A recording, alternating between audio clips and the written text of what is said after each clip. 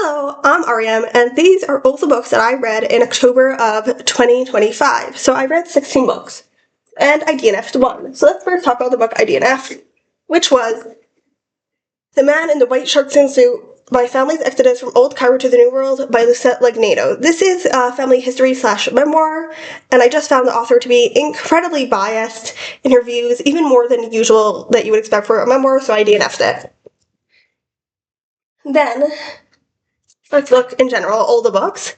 I read 2 kids books, 6 middle grade books, 8 adult books. Then for genres, I read 12 fantasy books, 1 science fiction, 3 thriller / mystery, and 1 realistic fiction.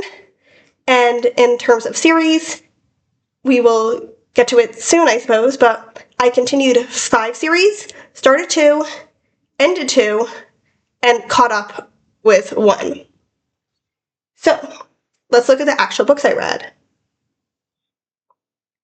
So, the first book I finished was Tucker's Countryside by George Selden. This is a continuation. This is a sequel to The Cricket of Times Square, and basically we follow this group of animals who need to save their friend who is a cricket field that he lives in that the humans are planning to build in. This was definitely not my favorite. It's just for quite a few reasons, mainly just because it's not my type of book. Yeah, I don't really want to go on why I didn't like it, because it's mainly just because it's not my type of book, and there are people who would perfectly love this book. Then I read The Rift Part 1, and I'm just going to add here also The Rift Part 2 and The Rift Part 3 by Jean Lewin Yang, illustrated by Gori Hiro. So this is part of sequel trilogies that were published that follow Aang and his friends after the events of Avatar: The Last Airbender. This is the 3rd sequel series, and it's definitely the one I like the most. They have definitely gone up in how I like them. I didn't really love the first one, and this is the one I like the most so far, but I still did have complaints. I still loved the art. I especially love how Gori Hiro draws the fights, but I really felt disappointed in how something went. So basically, what is this about at all? So this series is about Aang and his friends who they're going to go celebrate this old air nomad custom, and they come and find that a factory has been built on this sacred ground. And I was really disappointed in the part specifically where Aang's friend Toph really just makes fun of him and looks down on him for wanting to continue this air nomad tradition. And the ending of that part, which I felt really, as a Jew, I felt really super connected to this, continuing the traditions of our ancestors. And the end part of is, let's make an obligation and new stuff. And no, I'm not a fan of assimilation. Yeah, so I did not like that, but I did think that overall it was good. I just really did not like the message that it gave out. Okay, next I read, speaking of Jews, Ring of Solomon by Aidan Polydoros, which I absolutely loved. This is about this kid who grows up, he's a Jew, but he isn't really connected to his Judaism, and he gets this ring, and it turns out that Ashmedai, the king of the Shadim, which the best translation for in English is demons, comes out of it. And it just goes on this whole middle grade adventure, and it's really fun and really good. I really enjoyed the plot. I do feel that the characterization was off. It could have been, either he should have ignored the characterization development, or it should have been longer, because he really tried to push in some characterization there that he didn't have time for. Next, I read The Gurkha and the Lord of Tuesday by Saad Hossein. This is a reread for me, and basically this is a science fiction fantasy that we have this city that is controlled by this real AI called Karma, and everybody has the basic rights of eating and drinking and shelter, and they also have a basic right of fun, but you can buy more things based on karma points. Basically, you do stuff that makes people happy, you get karma points, and you can buy stuff with that.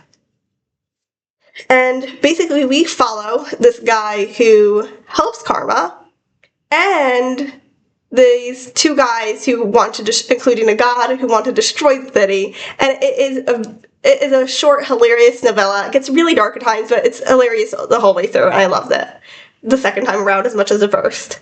Then another reread is I read The Count of Monte Cristo by Alexandre Dumas.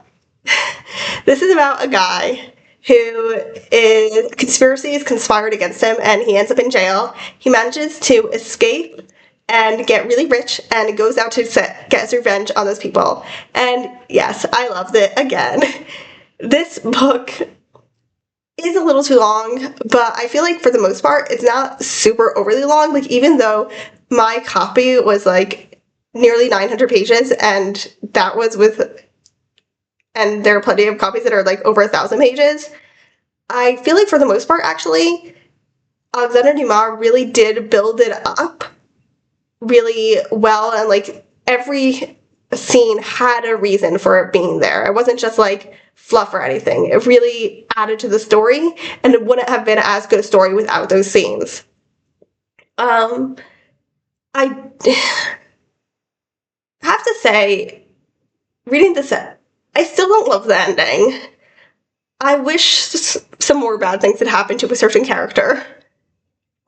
Okay, then I continued the Chester Cricket and Friends series by reading Harry Cat's Pet Puppy, also by George Selden. This one is definitely my favorite of the Chester Cricket series that I've read so far, for many reasons. And again, it's me.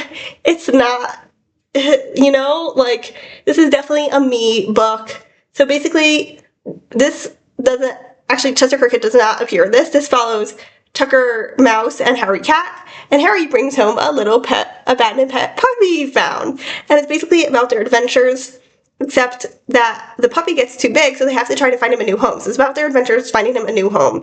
And I loved it. And yes, part of it is that basically this puppy is sad and abandoned, and I wanted them to take care of him. Yeah, but another reason I liked it is that there weren't really humans in here. I like it when there's not humans in animal talking books. Okay. Then I read Nothing But the Night by John Williams. This is a novella about this guy who has trauma, and it's just about one day in his life. I thought the writing in parts was extremely beautiful, while also continuing the story along.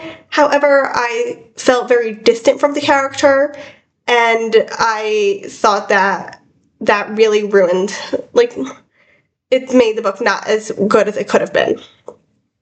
And John Williams himself didn't like it, so I feel fine in saying that. Then I read The Witch Would Not by Olivia Atwater. This is both the first in a series, but it's also the series I caught up on because the second one isn't published, and there's no hints of when it might be published. So this is basically about this woman who is hired to come to this manor where there are mysterious things happening. And she quickly discovers that something is very wrong because there are fae in this world, and supposedly you would think that the mysterious things are happening because of the fae, but the fae seem to be breaking the rules of this world. I thought it was overall an okay book. I thought everything was just okay. The characterization was, I didn't love it. There was two side characters who I loved, but I didn't really love the main characters. The romance happened too fast. The plot was okay. I did enjoy the horror parts of it. Not that it is a horror book, but yeah, it was just okay. Definitely not probably my least favorite Olivia Atwater book. Then I read Shazam number 7, and I'm just going to add Shazam number 8 too, because that was the last book I read in October. And these are Shazam and Seven Magic Lands, or aka Shazam 2019. And this is a series of comics where we follow Billy Batson and his foster siblings as they find these magic lands, and they get stuck in them, and they're separated. And I do love these comics. However, with Shazam number 7, while I love the plot that was happening, they changed the illustrators just for that comic. I guess the original illustrator was sick or something, and did not like the illustrations in that at all, especially with the talking animals, who in the original illustrator, they made them look much more like animals that just happened to be wearing clothes, and this one just like gave them like hands instead of palms. Horrible. But I did enjoy the plot. I thought it was a really good, in general, I really enjoy in all of the Shazam books. I'm feeling that it is a really good balance between, with, even though these comics are like 20 pages, they have a few different plots happening in each one, because we're following different siblings where they're batted. We're following a few different villains. We also have a thing with Billy's biological father going on. Manages to balance it really well, and I found this especially to be true in Shazam number 7. And also there was a lot of, and that's true. For Shazam number 8, I liked it. I don't really have anything special to say about it. I did find the conversation between the villains a little bit confusing, which I think is because it's been a while since I read, they didn't appear in Shazam number 6 or 7, and it's been a while since I was at Shazam number 5, so yeah, it probably would have been better if I'd read them closer together. Okay, then I read 9 Perfect Strangers by Liane Moriarty. This is about, well, they're not 9 strangers, some of them are married, some of them are family, but basically these 9 people who go to this wellness resort and the crazy things that happen here.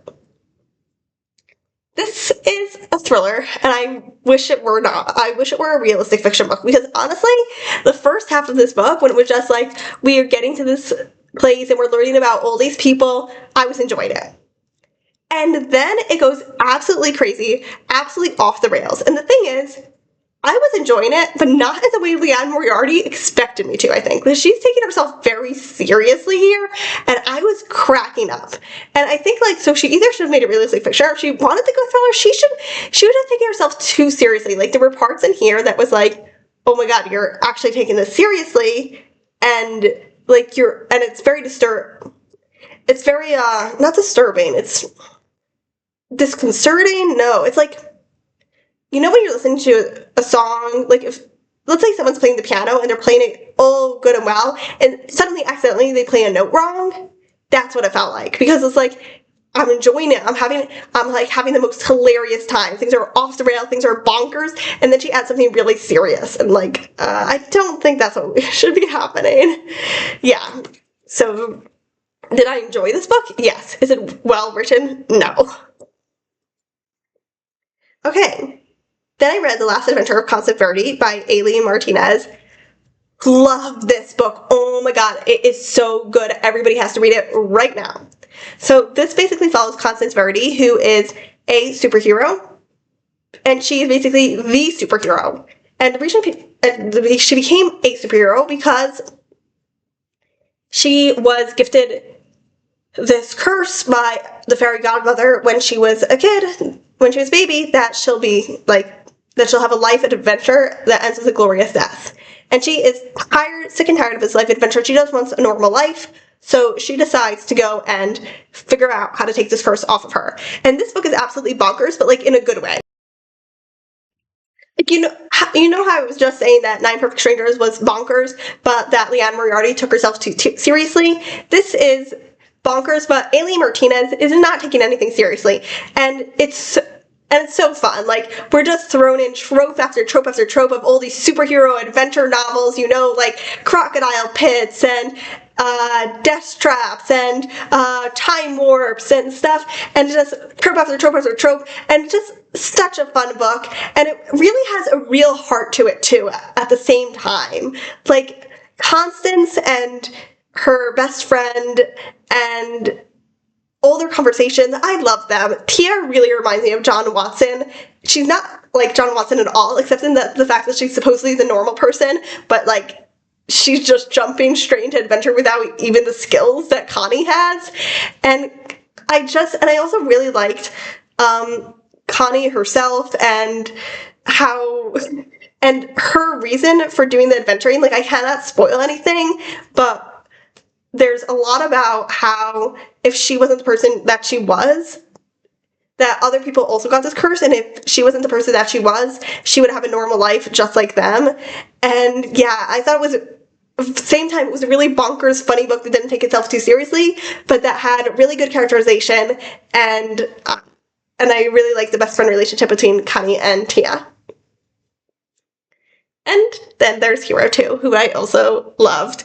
Again, Hero is especially good because he is a bonkers character, but then he slowly begins to get more horror as the book goes on. So yeah.